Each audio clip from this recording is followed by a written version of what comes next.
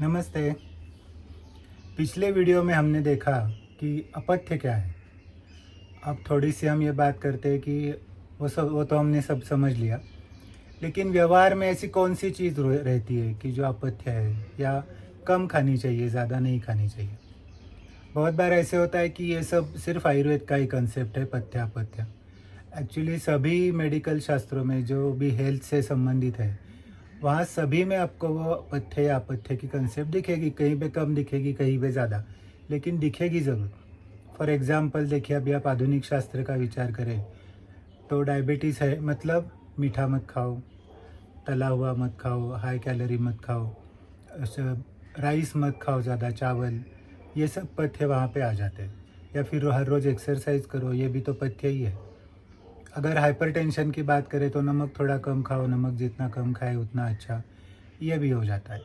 Cholesterol है तो फिर ये घी मत खाओ, तेल मत खाओ आदि। और अगर किडनी फेल्योर है तो फिर नमक कम खाओ, या फिर पोटेशियम वाली चीज़ मतलब फल मत खाओ, या फिर नारियल मत खाओ ज़्यादा, क्योंकि उसमें पोटेशियम रहता है। तो हर जगह कुछ ना कुछ पथ्य या अपथ्य का कंसेप्ट तो है ही। लेकिन हमारे शास्त्र में, आयुर्वेद में, वो बहुत ज़्यादा अच्छे से एलैबोरेट किया गया है और उसका बहुत ज़्यादा विस्तार से विवेचन भी कर दिया गया है। ये बात और है कि कभी कभी उसका भी अतिरेक हो जाता है। तो ये बात हमें हमेशा ध्यान में रखनी चाहिए कि जैसे पथ्य का या अपथ्य का जैसे अतिरेक नहीं करना चाहिए, वैसे पथ्य का भी बहुत ज़्यादा अतिरेक नहीं करना चाहिए। थोड़ी बहुत इधर उधर की चीज़ जो है वो टॉलरेट करने की शरीर में क्षमता होती है, और उस क्षमता को भी तो हमें हमेशा ज़िंदा रखना है। अगर आप हमेशा पथ्य ही करते रहेंगे तो फिर ऐसे लड़ने की शरीर की ताकत धीरे धीरे कम हो सकती है। लेकिन फिर याद रहे कि इसका मतलब ये नहीं कि चलो आज से अपथ्य करना चालू कर दो।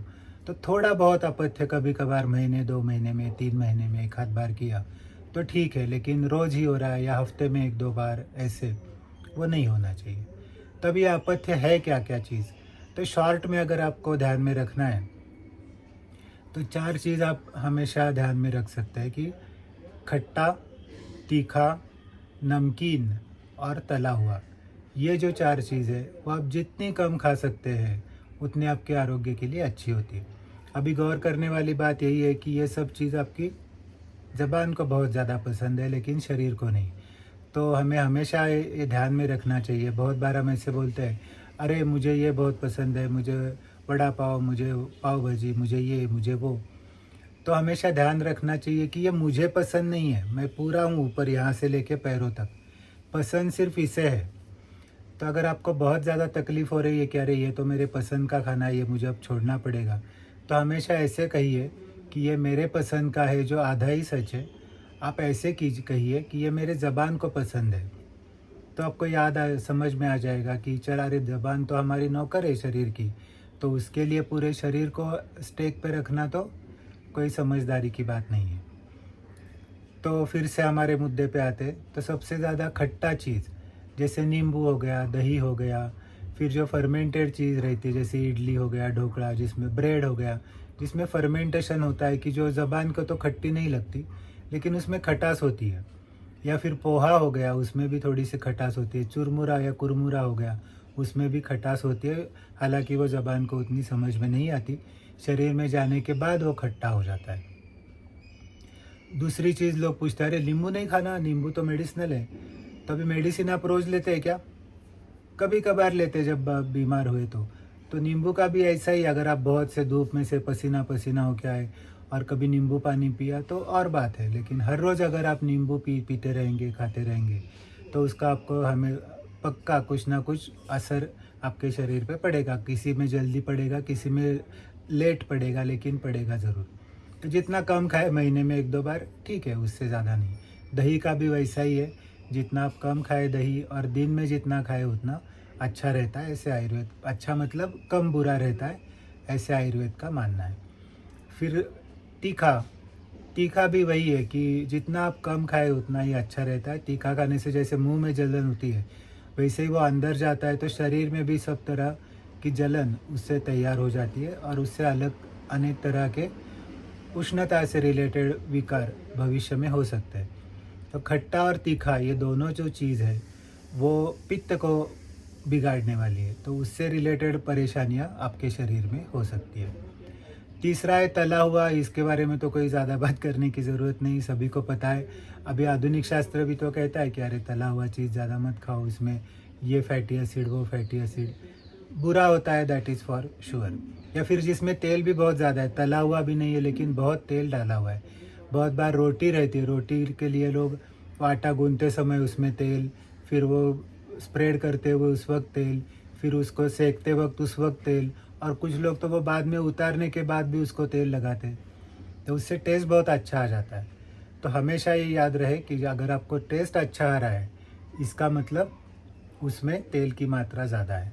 या सब्ज़ी बनाते वक्त भी अगर वो सब्ज़ी आपने परोस दी थाली में और अगर वो बाहर आ रहा है उसमें से तेल, इसका मतलब वो बहुत ज़्यादा तेल आपका है। ऐसे माइक्रो लेंस लेके देखना चाहिए कि अरे इसमें तेल दिख रहा है कि नहीं दिख रहा है, तो वो पर्याप्त मात्रा है। ऐसे कोई नियम है क्या कि कितना तेल होना चाहिए खाने में? तो एज ए एवरेज किसी भी हेल्दी इंसान को 1 महीने में आधा लीटर तेल लगना चाहिए, पूरा सब मिला के।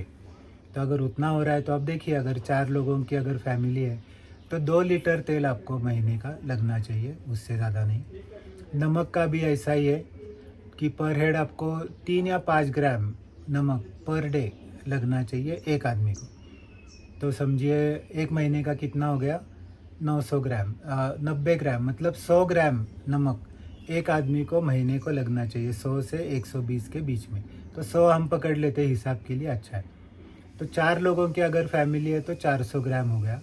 तो 4 लोगों की फैमिली को 1 किलो नमक कम से कम 2 महीना चलना चाहिए। 2 महीने से ज़्यादा ही, लेकिन 2 महीने से कम नहीं। तो अगर आप उस तरह का रेशनिंग इन दोनों चीज़ पे लगाएंगे तो आपके बहुत सारे प्रॉब्लम अपने आप हल हो सकते हैं। और नमकीन जो है वो आप जो खाना बनाने में कितना नमक वो हमने बात की, लेकिन जो नमकीन चीज़ है जैसे सॉल्टेड पीनट्स हो गया या वेफर्स हो गया, फरसाण हो गया, तो उन सब में नाम ही है नमक ज़्यादा है। पापड़ हो गया, उसमें भी बहुत ज़्यादा नमक, पापड़ खार बोलते हैं, क्षार होता है उसमें, तो वो भी है। अभी एक ऐसे पदार्थ है कि इसमें ये चारों चीज़ रहती है, खट्टा भी, तीखा भी, नमक भी और तेल भी। तो और वो है अचार, जो सबको बहुत ज़्यादा पसंद रहता है। और स्पेशली हमारे यहाँ इंडिया में जो हाउसवाइफ्स रहती है वो अचार के साथ रोटी ऐसा खाना पसंद करती है, क्योंकि बाकी लोगों का खाना होते होते सब सब्ज़ी ख़त्म हो गई, तो अभी मुझे अकेले के लिए क्या बनाना, इसलिए अचार के साथ रोटी और अचार खाना या चावल और अचार ऐसे देखने को मिलता है। अचार में ये चारों चीज़ है, तो इसका मतलब क्या हुआ, अचार तो सबसे पहले हमें बंद कर देना चाहिए। कभी कभार 2-3 महीने में एक आध बार खाया तो और बात है, जैसा हमने ऑलरेडी बात किया। और बाकी इसमें जो है वो एक तुअर की दाल, जिससे भी थोड़ा एसिडिटी की तकलीफ़ रहती है, और बेसन या हरभरा जिसे बोलते हैं, वो भी आप जितना कम खाएं उतना भी आपकी सेहत के लिए अच्छा है। तो अगर ये 4-5 चीज़ अगर आपके खाने में बहुत ज़्यादा आ रही है तो एज ए ट्रायल आप करके देखिए, 1 महीना 2 महीना ये जो सब चीज़ है वो बंद कर दीजिए। थोड़ी आपकी ज़बान जो है वो ऐसे आंदोलन पे उतर आएगी, 2-3 दिन करेगी, लेकिन बाद में उसको भी पता चल जाएगा। 1-2 महीने के बाद अगर आपने ये फिर से खाया तो वही ज़बान बोलेगी अरे नहीं नहीं, वो पिछला महीना आप जो खा रहे थे वही भेजो, वही अच्छा है। तो एक बार प्रयोग करके देखने में क्या हर्ज है। आज तो विजयादशमी है, सीमोल्लंघन का दिन है, तो आज ये अपथ्य की जो सीमा है वो क्रॉस करके आप पथ्य की सीमा में प्रवेश करें, ऐसी आपको सबको विजयादशमी की, दशहरे की शुभकामनाएं देता हूँ। और जो आरोग्य है वो आपके पास आए और अनारोग्य का राक्षस जो है वो उस आज जलकर खाक हो जाए, ये भी आपको एक आज के दिन की शुभकामनाएं। आशा है आपको ये वीडियो पसंद आया होगा। अगर आया है तो लाइक कीजिए, शेयर कीजिए, चैनल को सब्सक्राइब कीजिए। बहुत बहुत धन्यवाद।